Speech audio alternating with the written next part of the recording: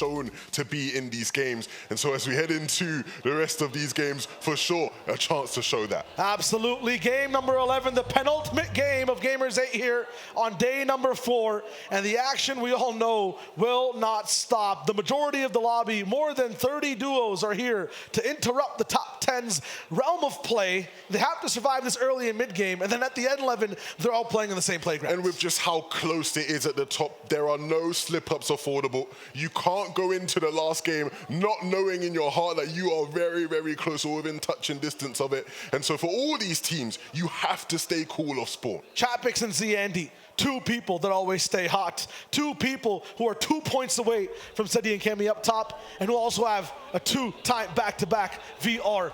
In the game, Bloomy and Arab, though, the second time as well. 2 eliminations off spawn. Bloomy's going for it. Spy down.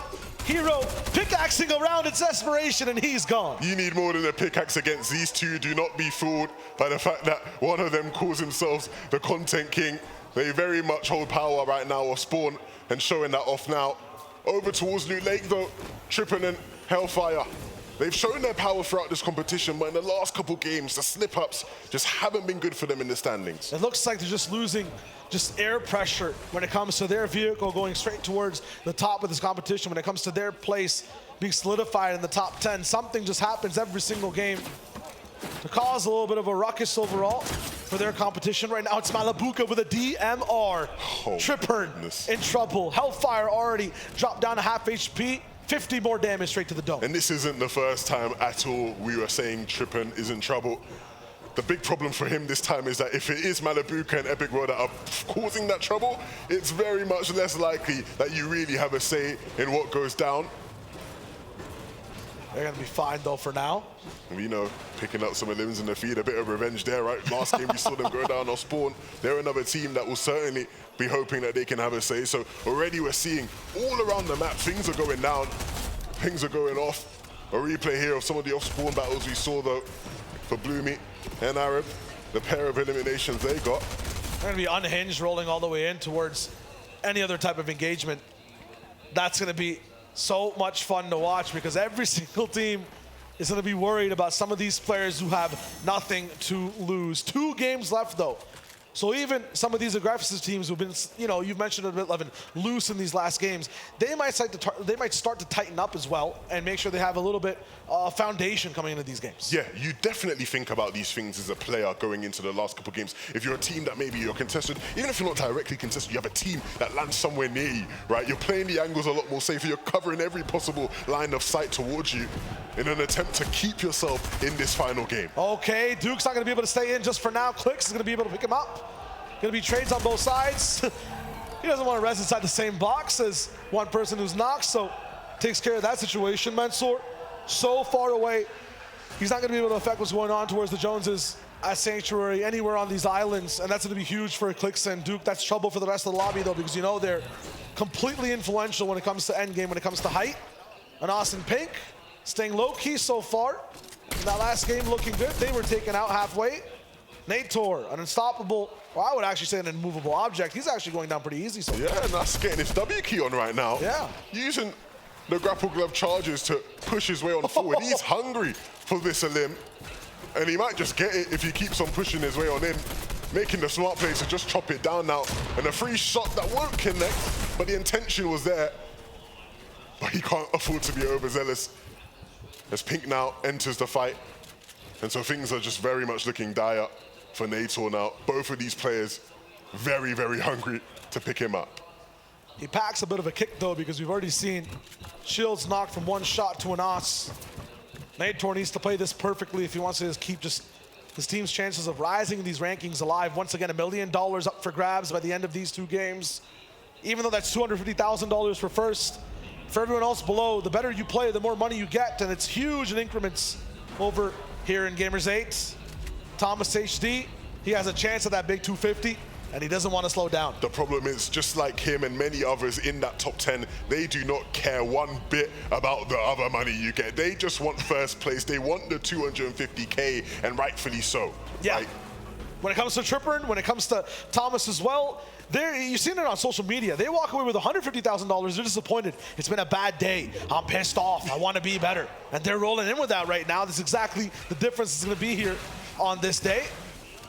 Leshy and Swilliam, they'll rock with it too. When it comes to getting those pocket games, lots of eliminations as well, it's looking really good for them. They have them those types of games here and there overall, and that can really influence their overall standings, especially in that 20th to 40th place spot. Yeah, definitely a wild card team, right? Currently in the top 20, right? Which means that they are always a big risk because we've seen games, maybe not an abundant amount of times, but we've seen games where Lecce will just have a crazy pop-off, have 8 eliminations all to himself, you know, doing things in the mid and low ground that we didn't even know were possible. And so for this team, can you be a team to disrupt the apple cart and even push yourselves in and make some more money for your team? Absolutely.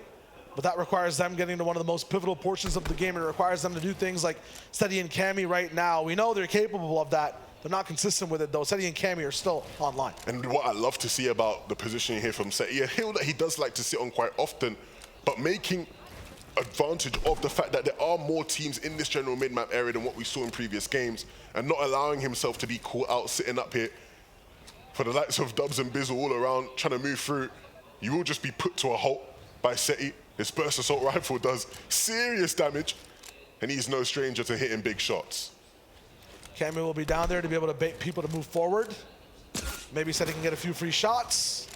Gonna be tough from this angle, though. Yeah, on that side, no one's sleeping from low ground.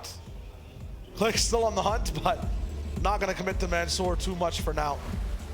This is just, I think, tough for this squad overall when it comes to mentality. They've been stopped by many different teams. If one isn't going to be affecting them off spawn, another shows up. Alive right now, they need to come back in these last 2 games. Yeah, but it's not an easy, you know, journey back to the top, right? Yeah. There's a lot of titans in your way. And Trippin and Hellfire, they might figure that out real soon if they aren't able to stay in the game. The more they drop, the more likely it comes that they will not be within a chance. And with Hellfire going down, Trippin all alone, what can the Dane do up here against King and Siyun? It's not looking good for Trippin whatsoever. He needs to get active fast right now from 3rd place overall, starting the day in even moments in yesterday. 2nd actually rocking in. Down now to 10th. The double digits being there as a part of your overall placement when you were so close to 6-figure prizes. And we're going to start hitting the 20 soon if Trippin goes down now. So they really have to be careful. Trippin has to be at his best. And we're seeing him use the grapple gloves just to get out of dodge.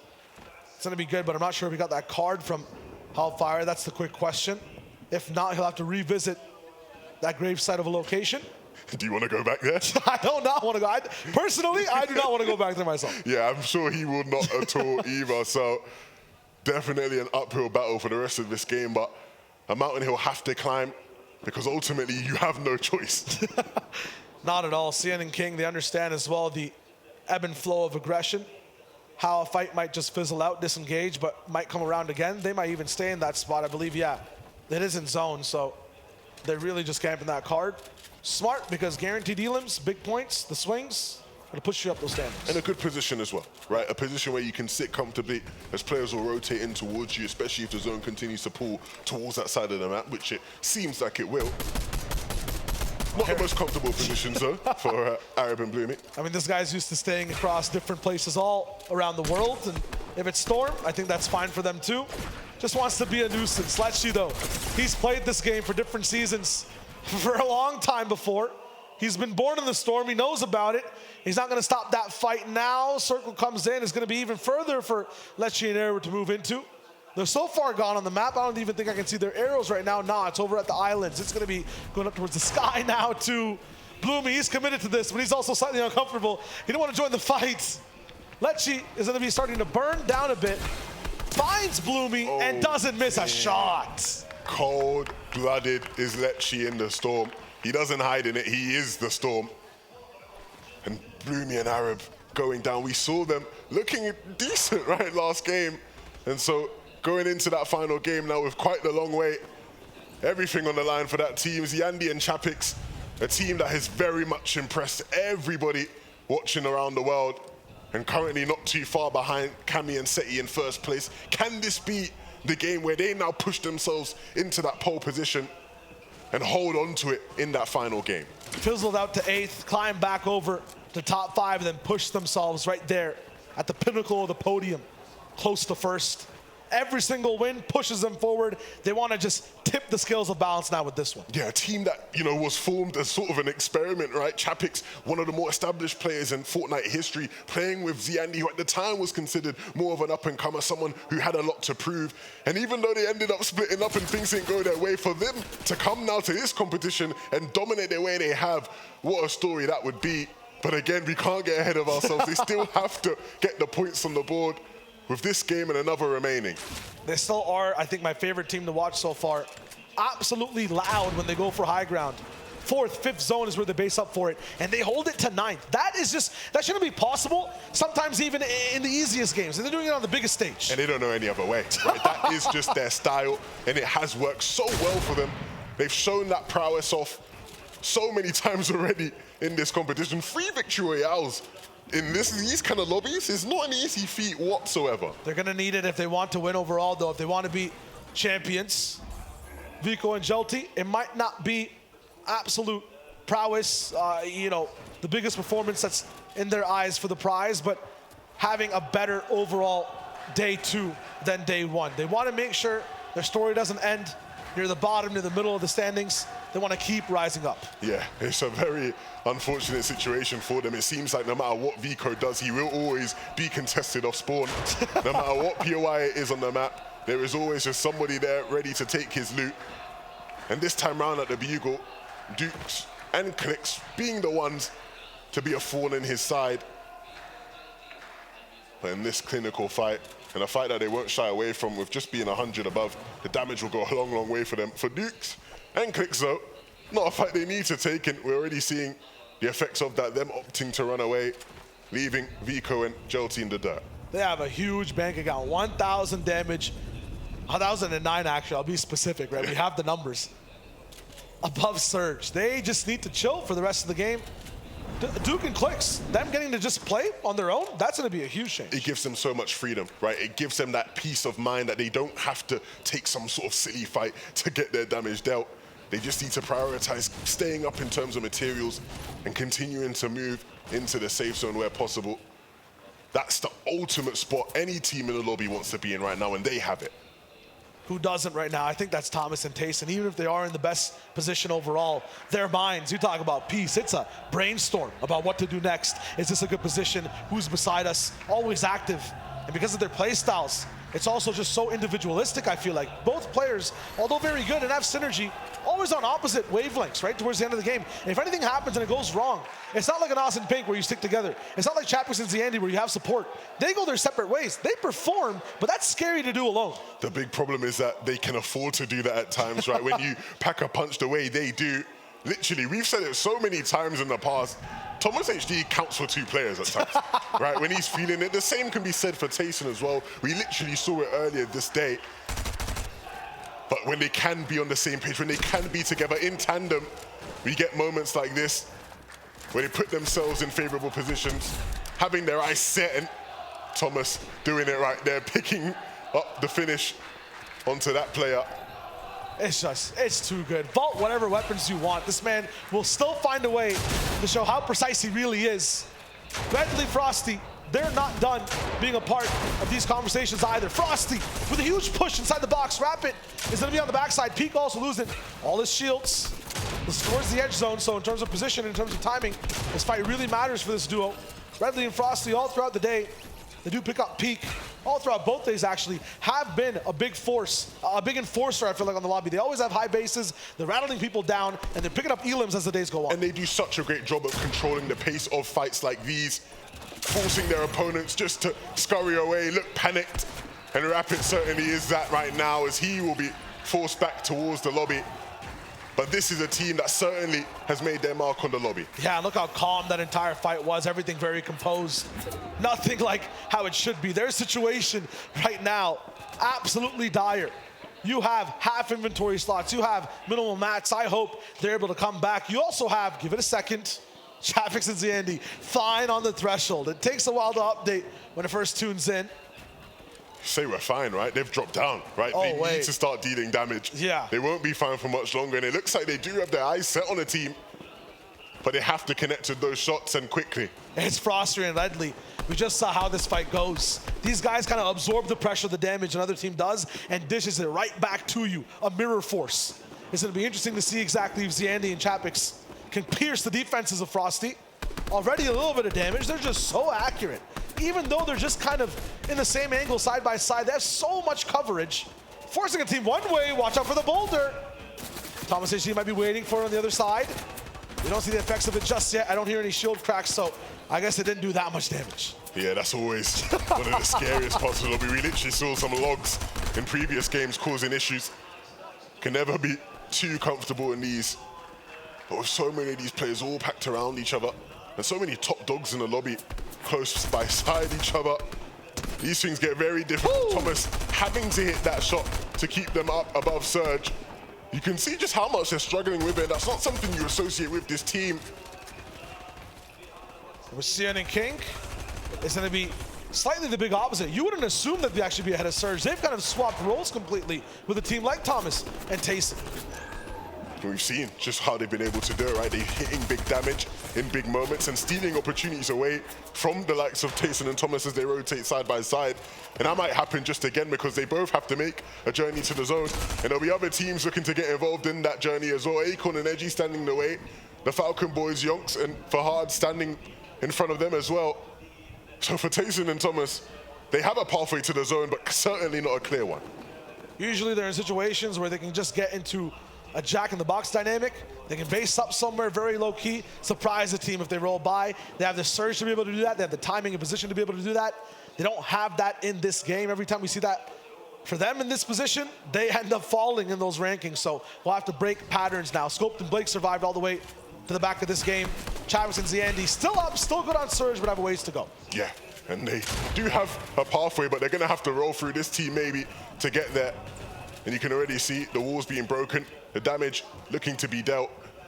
And for a team who at one point didn't look too good when it came to damage, certainly now looking far more comfortable in that regard, and now have their eyes set on getting to the zone. Let's talk about volume. I keep mentioning that this is a loud team. What's the difference between loud and quiet? Well, let's just look at Chapix and Ziandi and Seti and Cammy. Chapix, Ziandi, when they win games, they're just so active on high ground. They're doing so much. They get so many more elims. A win for them means something close to 60 points. For a quiet game like Seti and Cammy, they can be involved, but not too many elims. They just live. They're around library style. Make it in the end is just 30. If Chapix and Ziandi get to play their game while Seti plays, right? Loud versus quiet, they might just win the tournament here if they win this game. Yeah, for Seti and Cammy, they like to lurk in the shadows, but they have to make themselves more visible. They have to be more of an obvious point in this lobby because, like you said, if they aren't able to pick up their limbs along the way, they will quickly fall behind. Yeah, we talked about it on the desk, though. A lot of teams who try to shape and just differ the way they play the game towards the last two games, that's where they mess up. That's where they trip and fall. Sometimes you need to be louder, but with a whisper of a voice, Cammy and Seti trying to have one in this conversation. Mustache going to be affected, almost taken down. That'll be huge in terms of how the rest of the game is played. Chuck splashes to save his HP, though. Redley won't make it. Thomas HD is looking for a shot. This will be huge in terms of swings of points, but he doesn't find it. And that's why you can't leave it too late. If you are a team like Mustache and Bad Sniper, you just have everybody watching you as you look to get in, and that trend will continue. Zone pulling towards the east, and Thomas and Tayson having to figure out how to move. They cannot afford to be like Bad Sniper and Mustache, the last ones to get into zone. Yeah, grapplers. Possibly an option if they pick him up off a body. At the same time, imagine if zone pulled to them, how different the story would be. The pages, though, ripped apart from the book of Ziandi and Chapix, and their run to possibly even win everything. It will not be an easy read, because now it's all down to Ziandi. And it's the zero build champions who are the ones to put a chink in the armor. And Nas and Pink take down Chapix, and for Ziandi, this is a moment of a lifetime.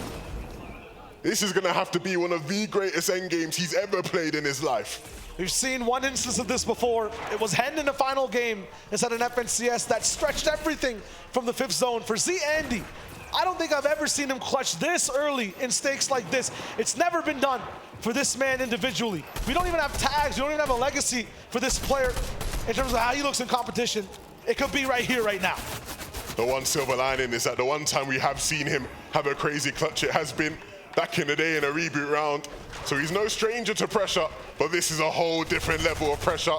There are hundreds and thousands of dollars on the line here. And so he has to make his moment. For Pinkin and Nas, who may have stolen the moment away from them, can they now convert that energy, convert their power into a good game? 600 above gives them that comfortability, and the grapple gloves will go a long way. This might be an opportunity for this team to start pushing their way back up in the standings. And Nas and Pink keep toppling this Jenga tower across the entire board, up and down. Okus inside that top 10, just holding on. Also now affected their base, breaking down. Andalex in trouble as well. Cammy will be able to help Nas up top and apply even more pressure.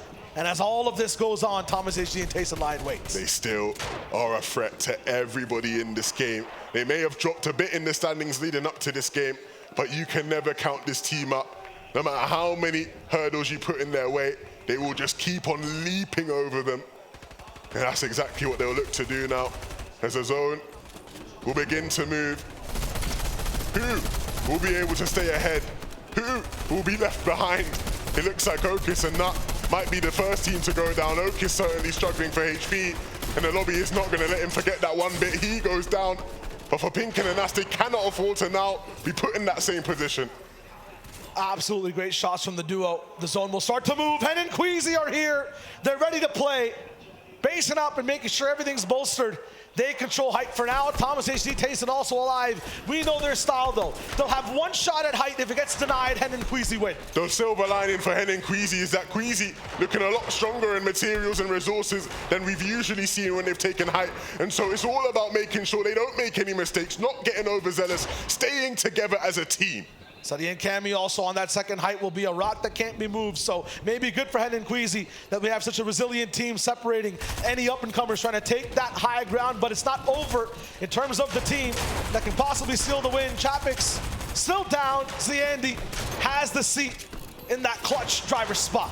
And both of them move into similar positions. They might end up running into Ziandi if he's not careful. But even as a solo here, he's still trying to put pressure onto teams. He's still looking to pick up a limbs, and that might just be what he does here. Dukes will fall, and Ziandi is pucking. He's pushing so much into this right now. It's just huge for him right now. Inside that box is a whole vault of loot, of mats to be able to use. Seti and Cammy, though, are not going to stop. This is two people who are active and alive. Jelty's going to be moving over on one side. It's not about clutch for them. It's just about performance. And they're still reigning strong. High ground hasn't done too much in terms of racking up eliminations or being an influence. It's Nas and Pink who are giving them trouble.